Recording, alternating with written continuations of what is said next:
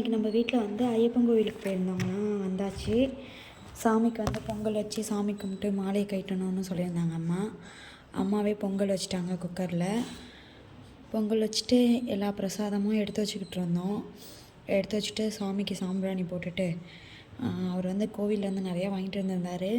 இந்த வாட்டி புதுசாக ஒரு 10 முருகர் ஃபோட்டோ வாங்கிட்டு வந்திருந்தார், குழந்தையாக இருக்கிற மாதிரி. சாம்பிராணியெல்லாம் போட்டதுக்கப்புறம் எல்லாருக்கும் பிரசாதம் எடுத்து கொடுத்தாங்க. சாப்பிட்டுட்டு சாமி கும்பிட்டு வச்சு ஒரு கோயிலுக்கு போயிட்டு அவருக்கு தேங்காய் எப்படி உடஞ்சிருந்ததுன்னு கேட்டிருந்தாங்க ஒருத்தவங்க கமெண்டில். சுவாமியே பகவதி சரணம், பகவதி சரணம், பகவான் சரணம்.